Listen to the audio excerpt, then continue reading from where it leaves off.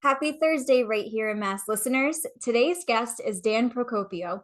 As an avid foodie who has always had a passion for cooking, Dan quickly took an interest in barbecuing with a mission to perfect the barbecue taste that is not as common in the Northeast. This led him to start Open Fire, a line of signature rubs and spices. Dan, welcome to the show. Hey, thanks for having me. I'm excited to be here today. My pleasure. Please share more with our audience more about you and what you do. Sure. So I'm Dan Procopio, as Ashley already said. I'm from Melrose, Mass, where I live here with my wife and three kids. My wife and I co-own two businesses. Obviously, you mentioned the Open Fire, which there's also a stove oven grill is actually the brand, and Open Fire is the product that is owned by Stove Oven Grill.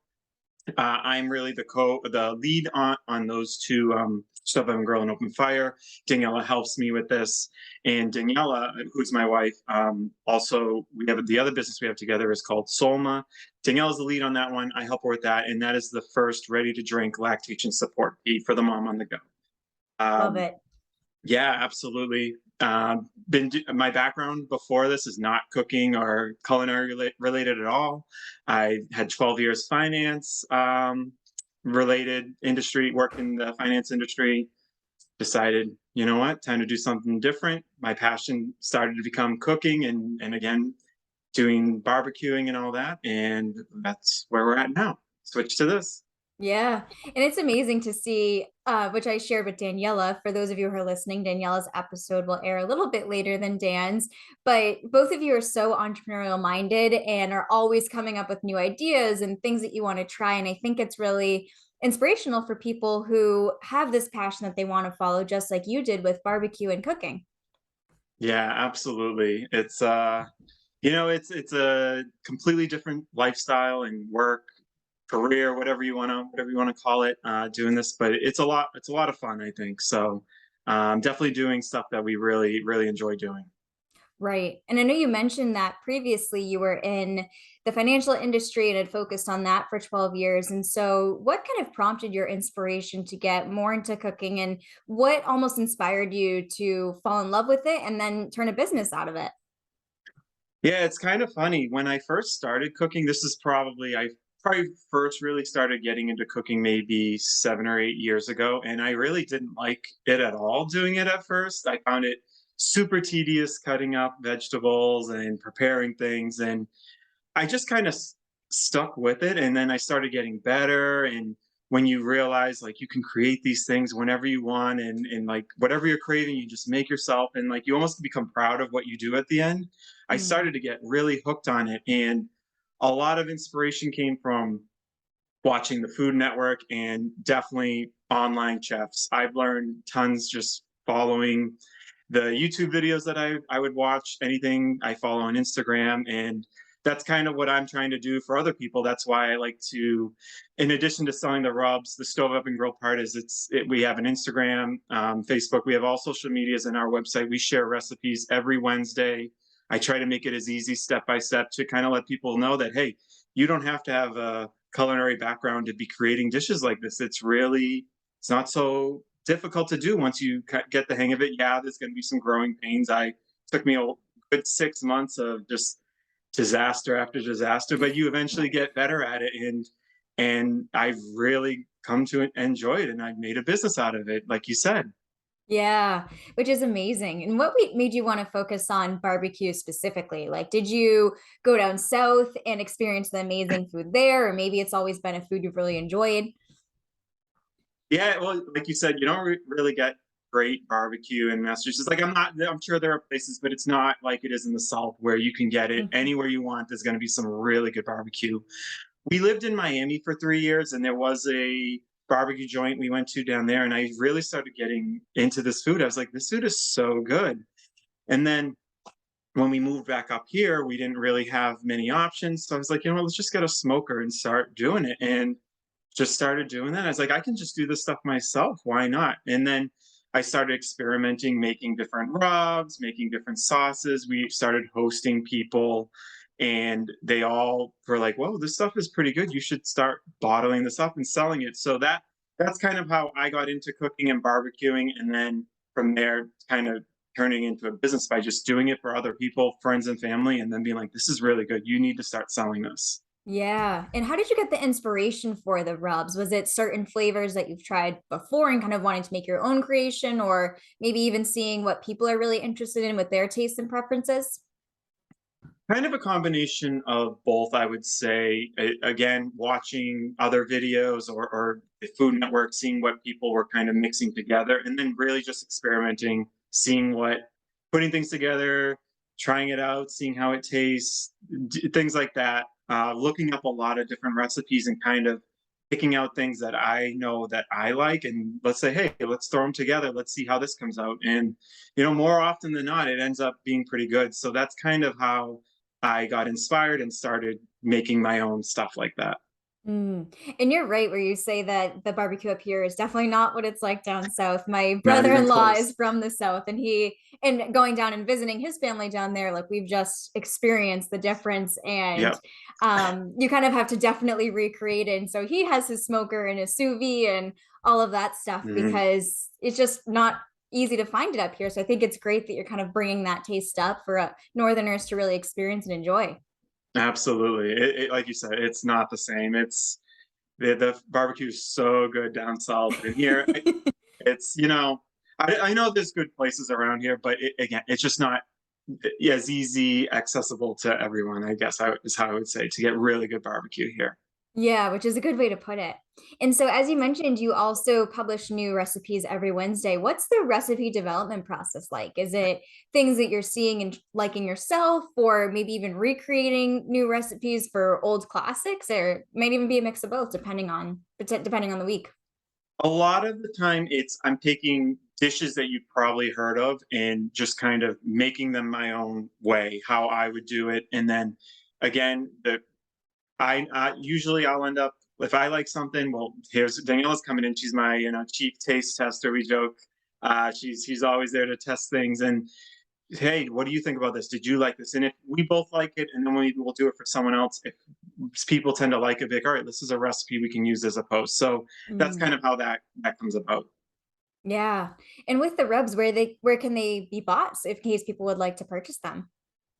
So they can be bought on our website, which is bbqopenfire.com. You could also do stoveovengrill.com. It'll take you to the recipe section of the website, but you can easily get to the shop from there. But so on our website, they're sold there. We're sold in a location in Melrose, Massachusetts. It's Beacon Hill Wine and Spirits, and also at a farm in Rehoboth, Massachusetts. It's Oakdale Farms. They're all sold there. We participate in 3 different farmers markets: the Melrose, Massachusetts one, the Stoneham, and the Wakefield farmers market. So we are always we're doing those as well. Those are the main places that you can get the rubs. I'm glad that you brought up farmers market because I think people who also have product-based companies like yourself, especially revolving around food, I think farmers markets are a really great opportunity for people to have some place to sell their products and also meet new people. And so I'd love to hear your experience about what that has been like with participating in those 3 farmers markets. I love the farmers markets. I Last year I completely underestimated them. I only signed up for a few. I was like, I don't know how successful it'll be, and they were very very successful. And even this year, I've done 3 so far this farmers market season, and I've already outsold what we were selling last year. And Oh, I'm wow. selling out of rubs this time.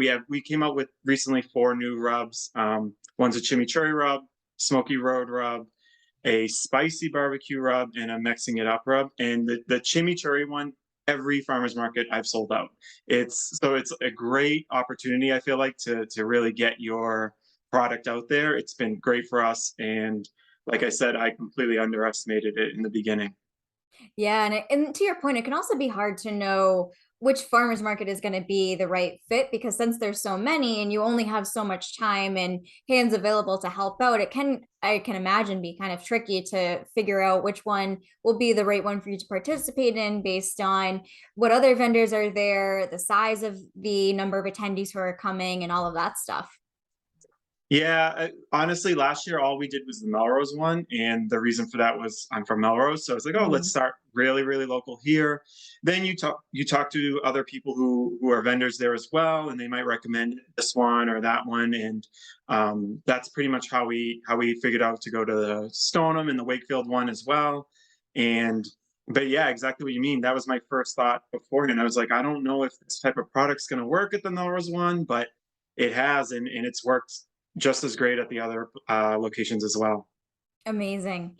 And as a sneak peek for our listeners, when Daniela's episode comes out, we talk about how with Solma, you two worked with a product developer to really help you to develop the drink and have the best process and expertise for that. Did you do the same thing with your rubs, or was it solely all you with being able to develop it and create it? Just me, everything, and even from batching it, mixing it, putting in the bottles, putting the label, the shrink wrap, everything done is done by myself in our home. We have a residential kitchen permit that can make that possible. But yeah, no, it's just been me developing stuff and everybody tasting and giving me feedback. That's pretty much how it's been.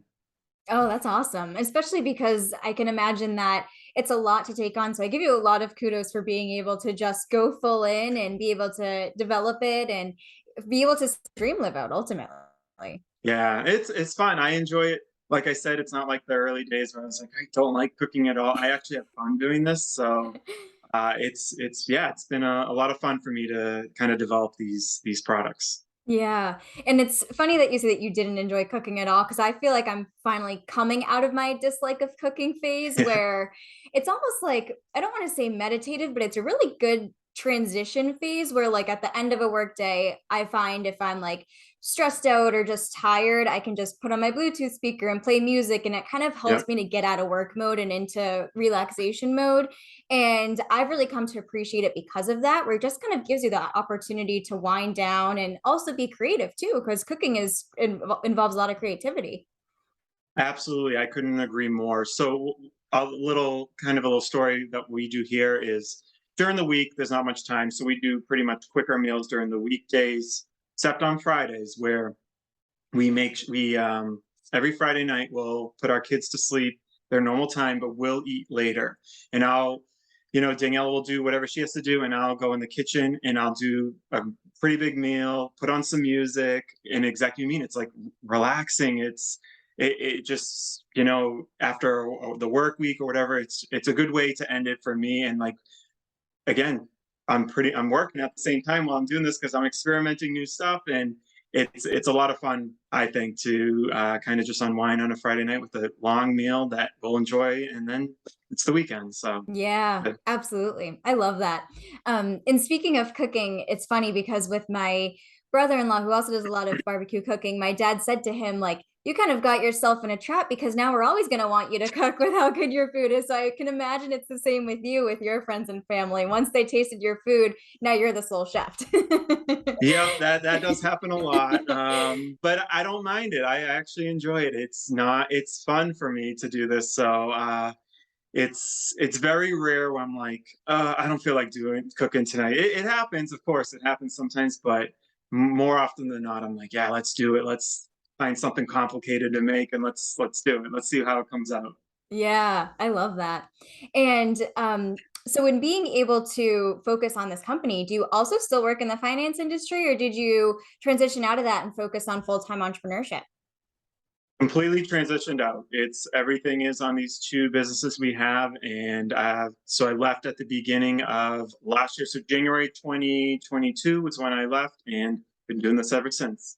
That's amazing. Could you talk more about what that was like of transitioning from a full-time job into both of you being full-time entrepreneurs and what it's been like to kind of juggle everything and go from one role to another?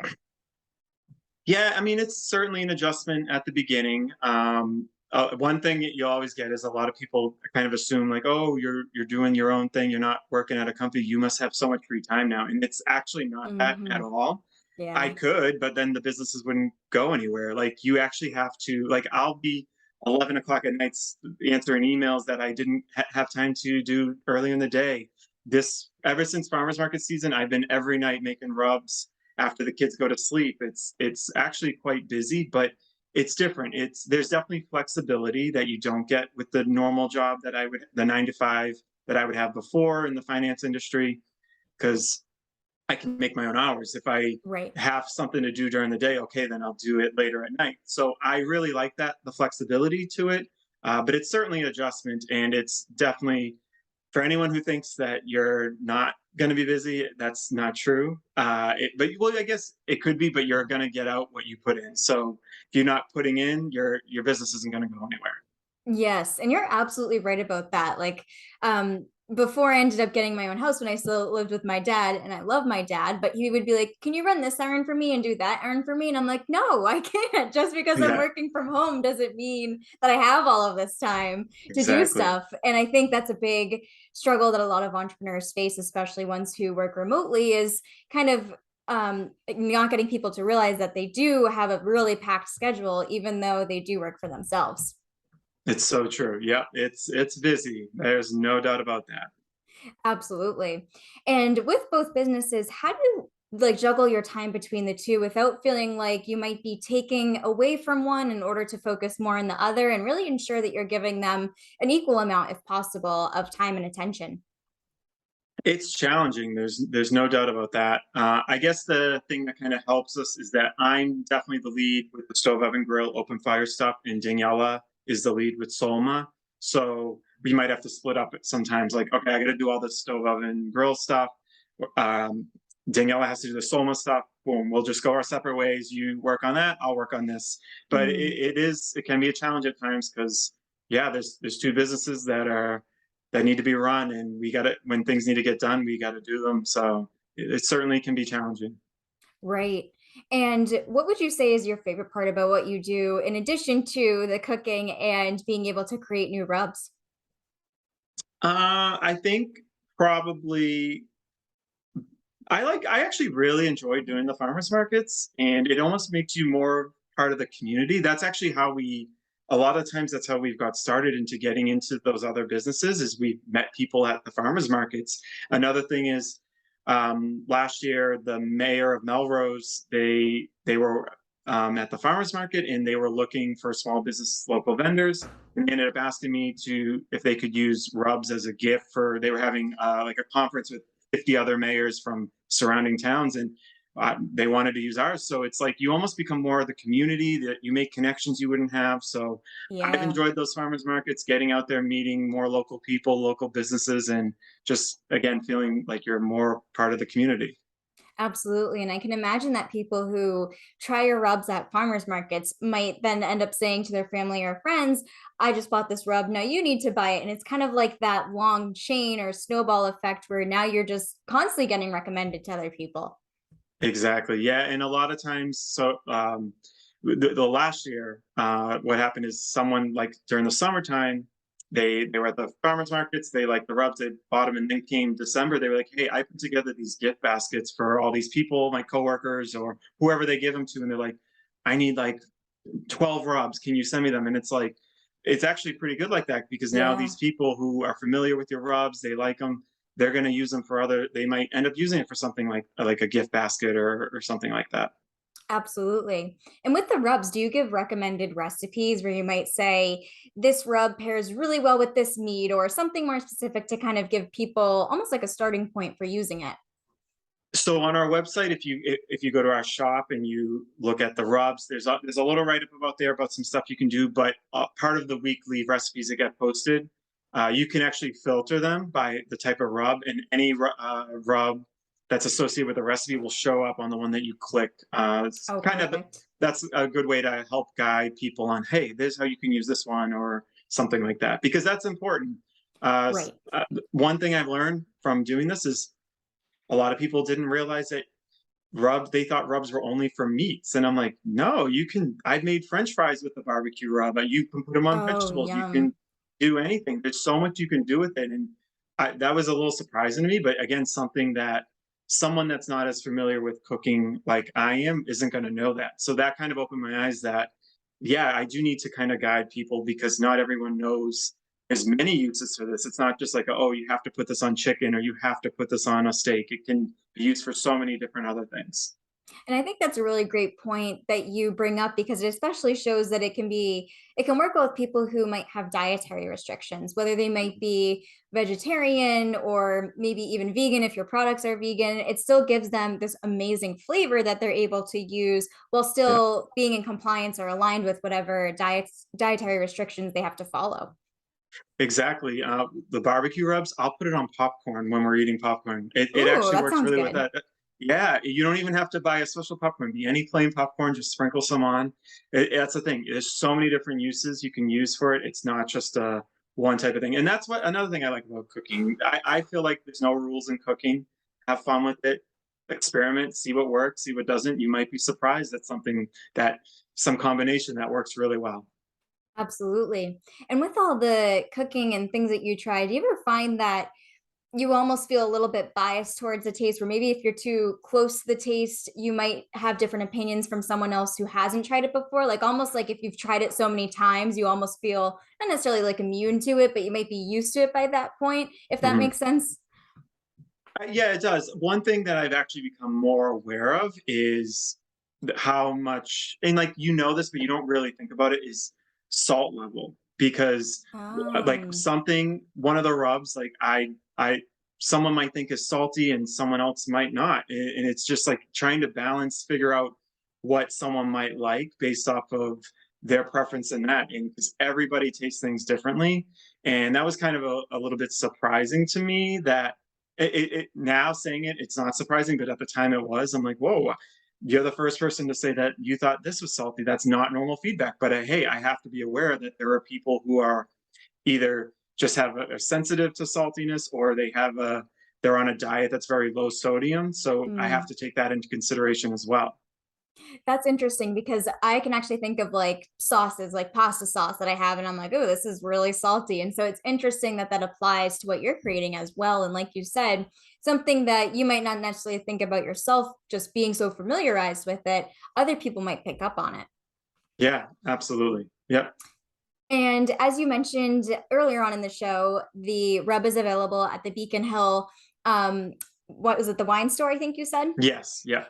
And so, what was that like of getting the product into the store? Was it a connection that you already had, or did the store approach you? Because that's something a lot of product companies really start to strategize on and think about is how to get their products into those brick and mortars. Exactly. So the way this one started, it was not from a farmer's market, but it was a like a holiday market, something like that. I can't remember exactly which one it was, but it was during the holiday season last year, and we were having one, and someone that worked there actually just came up and was like, "Oh, this is the type of product that would be good in our store. Would you reach out to the owner and just explain like what you're selling and go from there?" We did that. They had us come in. Basically, they wanted to see the rubs, give a little, tell them a little bit about ourselves and how we got started, and that's pretty much it. It's really just kind of, I wouldn't even be opposed to going into a store and just asking the owner, be like, "Hey, I'm an entrepreneur. Mm, I sell this line of rubs or whatever it is you're selling. What is it? How do we get into your store? I love your store. Like, I think it's great." And I've seen that a lot of people are receptive to that. And if they are willing to, bring you on, they will. And it's definitely worth at least shooting your shot and doing something like that. absolutely. And I'm glad that you brought that up because that was something I was thinking about is if with Open Fire, you have the idea to end up expanding your brick and mortar visibility and seeing if there's any other partnerships that you'd like to pursue to get it in physical stores that people can find it. Yeah, absolutely. That's something we will definitely be pushing at some point because exactly, we just want to get as much exposure as we can, get it out, get into people's hands as much as possible. So always looking for new places to try to get into, get our rubs into. Right. And for any of our listeners who might be thinking about starting their own product company or food product company specifically, what advice would you have for them? Um, that just don't get discouraged when you're trying to start your own business or anything like that. There's going to be things you're not aware of that are going to come up as you go, and just don't get discouraged by that. It can be pretty difficult to kind of get going in the beginning, but once you get past that point, it gets a lot easier. Everything gets run smoothly. So if you're running into these hiccups or things that like you didn't know about that you should have already done, that's normal. Don't worry. It happened to us. We're still here. We're doing better now than we were last year. So just don't get discouraged. Just keep trying, keep stick with it. And I'm telling you, you'll get past those growing pains, I guess is how I'll call them. Love it. And I know that for a lot of our listeners, they're kind of in this phase where they do have a 9 to 5, but they're also building up a side business, which is the exact position you were in. So, with that specifically, do you have advice for people who might want to take that leap and leave their corporate job to follow their passions full time? Yeah, I say, if you can, swing it financially or just make it happen, go for it. My life has improved since I've done this. I've been enjoying it. Um, so it's really all up to your own situation. If you think you can do it, I definitely highly recommend going for it. Absolutely. And in addition to perhaps pursuing new physical stores to place the product in, what other plans do you have for growth for Open Fire? So I think the biggest thing is we're just trying to really reach as many people as possible. And there's only so much you can do. Obviously, local, it's great, the farmers markets in the stores, but trying to expand more through social media as much as we can. Just trying to reach new audiences, things like that, because especially with the product that we have, I truly believe that if people get a hold of it, try it out, and this is based off of feedback we've gotten at farmers markets, is if someone smells it or tastes it, they much more often than not end up purchasing it. So I think that the biggest thing is we need to get it out to people, and have them try it, have them just get it in their hands, and I think it will continue to grow. Absolutely. Kind of reminds me of almost like Costco. I remember going to Costco and there was always like those food samples Yep, that you could try. And so exactly like you mentioned, when people smell it or taste it, they're hooked and they're ready to buy it and try it for themselves. exactly. Yep, for sure. And do you think you would also end up pursuing other entrepreneurial ventures? Like, do you think there might be potential to start another business sometime in the future? Like, just always speak with you and Danielle. I'm like, they always have so many ideas. I don't know how they don't act on all of them because that's how I would be, is I just want to move forward on everything. Absolutely. I understand how there can be those serial entrepreneurs. It's kind of like addicting. It's once you're hooked in on it, I totally understand how that can happen. There's no immediate plans for that right now, but down the line, absolutely. I would even like to have goals to expand into more than just rubs one day. Maybe do some barbecue Mm. sauces, some hot sauces, jarred up sauces, anything like that. We do have all these ideas. I would love to act on them. The timing's not right now, but for sure, one day would love to do that. Yeah, that's a great idea. All those complementary products that people would be able to use for the meals that they create. Exactly. Yep. And I'm always impressed by working parents specifically because I feel like sometimes managing just myself is hard with having a business and trying to do all of these things. So it's always so inspirational to me to see working parents like juggling both family life and work life. And so, how have you been able to achieve that balance? And it might not necessarily even be a balance, or maybe you need to give and take a little bit, but how do you kind of manage the two? It's challenging for sure. That's why a lot of the stuff has to happen at nap time during the day or after hours at night because when they're out and about, sometimes you have to watch them. Granted, they do have daycare. My oldest is in pre-K, so when they're being watched by daycare or in school, it's a lot easier. But Mm, summer months can be more difficult because there's no school. One of our son's daycare, they're actually closed for 2 months right now. So um, it's really we do have a babysitter, but it's only the morning. So again, I mm. can't really get a whole. I can do some stuff in the morning, but in the afternoon, it's a little more challenging. That's why I have to then make rubs at night. So it's really just kind of that's where that flexibility of being that entrepreneur really works in my favor. That okay, I can't do stuff for the next 5 hours. I guess I'll do it at 8:30 tonight when all the kids are already asleep and stuff. So it's just kind of figuring out when you have time to do it and using that time for that. Absolutely. Daniela had shared a really, really great quote during her episode that I think relates to that. And I'm not phrasing this totally correctly, but she mentioned something about when you're juggling so many balls in the air, know which balls are glass and which balls are plastic. So knowing which ones you absolutely cannot drop and you still need to make sure they're staying up, while the other ones, if they do drop, it's totally okay because they're not going to break. And so it kind of, what you just shared made me think of that. And when you said that, I was like, wow, that's a really great perspective. Especially because I feel like as working parents, you have so many things on your plate and you feel like you have to give your attention to all of them, but it's just not possible with the time in the day. Absolutely. It's all about making a list and prioritizing, doing whatever you have to do now, whatever is the most important right now. You do that. If something can wait or can't get done right now, then it'll have to wait. That's just how it is. And it's true. Don't let the glass balls drop. Yep, for sure. Right. And I can imagine that being involved in a handful of farmers markets, that you probably have a lot of businesses that you like to recommend. But what would you say are your favorite local businesses to support? Honestly, I'm gonna kind of group it all into one. Support your farmers markets. There are gonna be Mm. multiple vendors there. They're all gonna be local businesses. A lot of them are in the same situation with me, getting off, getting started, just trying to reach new audiences, getting their product out to people. Go and support them. There's great products at these farmers markets. There's great people. Just go out, check them out. I'm telling you, I underestimated farmers markets, and I will not do that again. So yeah, I guess my shout out would be to the local farmers markets. They're great. Love that. Dan, this has been such an awesome episode, and I've really enjoyed learning about everything that you have going on and having the opportunity to share it with our listeners. And now I'd love if you could share where they can find you online in case they'd like to connect with you further. Sure. At first, this has been great. Thank you so much for having me on. I had a great time. So my website is bbqopenfire.com. From there, you can shop the rubs, you can contact us, you can check out the recipes we post. We're also on Instagram, Twitter, Facebook, and it's all stove, oven, grill. If you can check us out there.